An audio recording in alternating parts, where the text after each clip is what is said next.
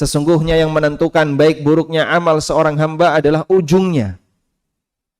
Maka ketika orang melakukan perjalanan hidup, lalu ujungnya dia akhiri dengan kebaikan, menjadi orang yang saleh, maka yang lain dianggap saleh. Sebaliknya ketika ada orang berbuat baik, namun ujungnya nilainya adalah keburukan, dia melakukan amalan-amalan penduduk neraka, maka waliyadzubillah bisa jadi dia mendapatkan su'ul khatimah. Ini cara hisab ketika di dunia. Penentunya ada di bagian ujungnya. Sehingga ujungnya baik, semuanya dianggap baik. Ujungnya jelek, semuanya dianggap jelek. Makanya perjuangan kita untuk menjadi hamba Allah yang saleh, hamba Allah yang baik itu sampai kapan jamaah? Sampai kapan? Perjuangan kita untuk menjadi hamba Allah yang baik itu sampai kapan?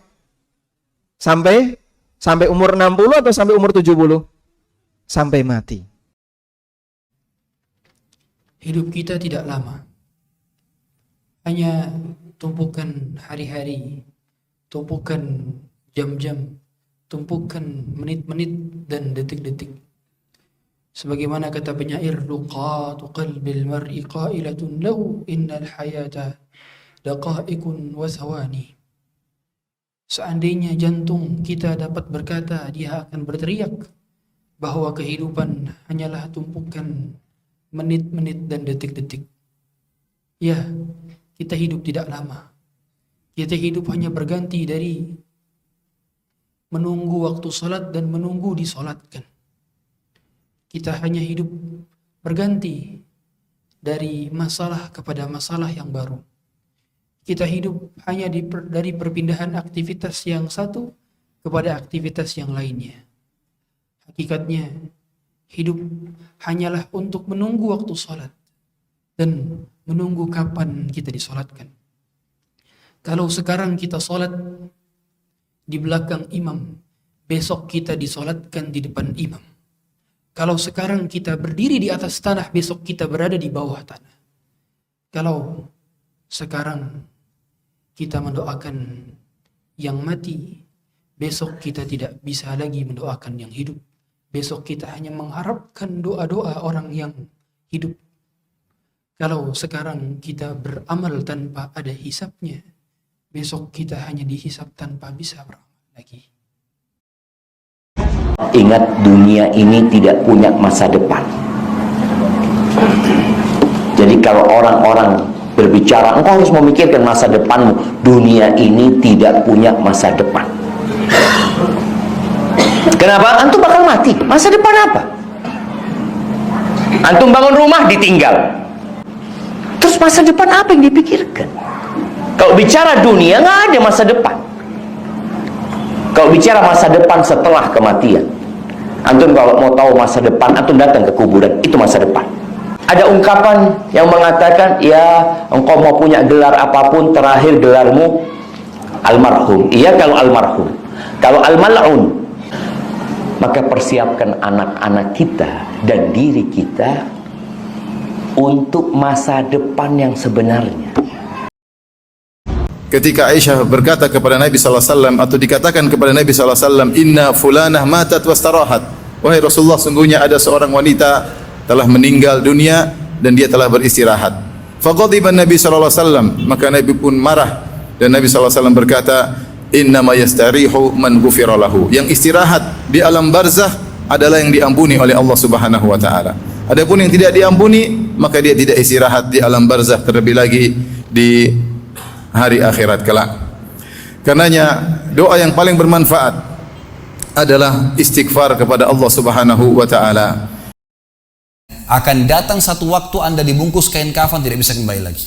Sekarang masih bisa kembali beramal soleh. Dan ini pernah diperingatkan oleh Hasan Basri rahimahullah. Beliau pernah ngantar jenazah diikuti oleh seseorang. Lalu Hasan Basri tanya, wahai fulan, kalau seandainya jenazah ini tiba-tiba hidup sekarang, apa yang dia kerjakan? Kata orang ini, tentu dia akan sholat, dia akan puasa, dia akan ngaji, dia akan kerjakan ibadah-ibadah. Kata Hasan Basri, kenapa? Dia bilang karena dia sudah mati, dia tahu nilainya ibadah itu. Kata Hasan Basri, yang kau ucapkan benar, tapi yang di depan matamu ini tidak bisa hidup lagi. Kamu sekarang masih hidup, kerjakan seperti dia kalau dia hidup. Jangan tunggu itu, gitu kan? Jadi memang teman-teman sekalian, mati itu akan dilaluin. Dan memang mati sebuah pintu, kita harus laluin. Tanpa mati tidak bisa. Tapi orang beriman tahu, mati itu justru kebahagiaan buat dia. Karena semua yang bertahun-tahun dia kerjakan, dia akan panen di sana. Semua kehidupan abadi ada di sana, maka dia rindu dengan mati. Tidak perlu takut, gitu kan? Toh akan datang. Jadi harusnya difahami masalah-masalah seperti ini. Hakikatnya hanya perputaran saja. Dan hanya perpindahan waktu saja. Kalau tidak sekarang beramal, maka mau kapan lagi? Kalau tidak sekarang bertaubat, maka mau kapan lagi? Kalau tidak sekarang berbuat baik kepada orang, maka mau kapan lagi? Kalau tidak sekarang berbakti kepada orang tua, maka mau kapan lagi? Kalau tidak sekarang maksimal berzikir, beramal, mengikuti kajian, mendengarkan majelis ilmu, mau kapan lagi?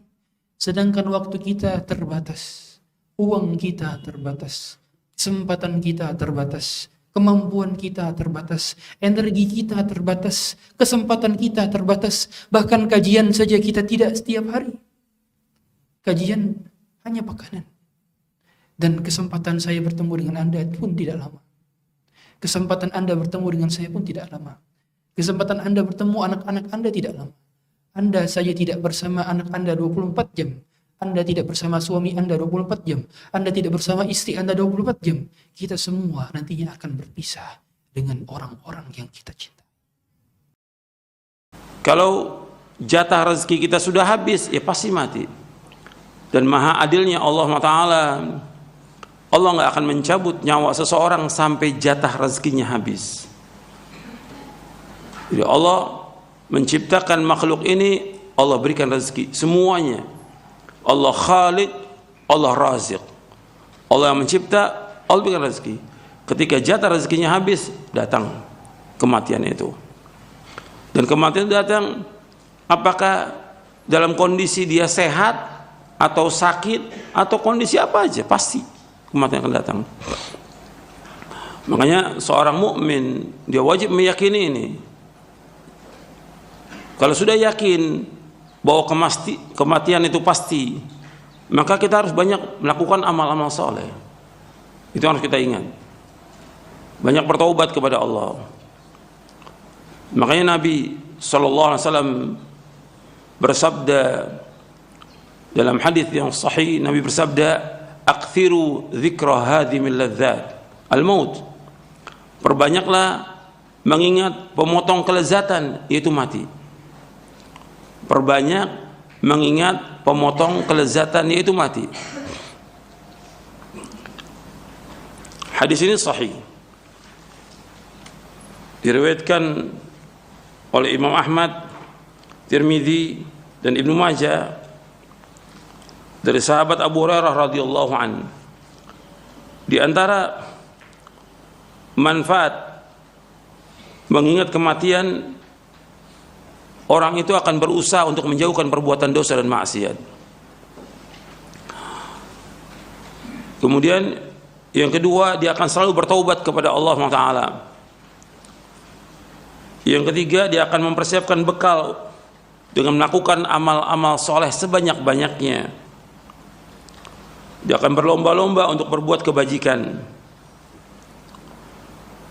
Dia tidak akan menunda amal-amal soleh yang bisa dikerjakan sekarang atau hari ini. Dia tidak menunda-nunda. Kalau dia sudah tahu bahwa kematian itu pasti akan datang, maka dia tidak menunda amal soleh yang bisa dikerjakan sekarang atau hari ini. Kemudian diantara manfaatnya lagi, dia akan menggunakan waktu sebaik-baiknya untuk hal yang bermanfaat dan ibadah kepada Allah. Akan gunakan waktunya untuk melakukan yang bermanfaat dan ibadah kepada Allah. Tatkala kita mati, pada hakikatnya kita akan dimintai pertanggungjawaban tentang semua yang kita amalkan. Maka sebelum kontrak kematian kita selesai atau kontrak kehidupan kita udah usai, maka coba kau berusaha untuk beramal. Apa yang bisa kau bawa kepada kematian itu? Karena kelak nanti ketika udah selesai, orang-orang akan berbondong-bondong mengantarkan kita ke kuburan kita. Mereka akan meninggalkan kita sendirian. Anak, saudara, keluarga, semuanya tidak ada yang urusan sama kita kembali. Maka sebelum hari itu tiba, saatnya kita mempersiapkan diri. Karena kalau sudah tiba nggak bisa diperpanjang lagi.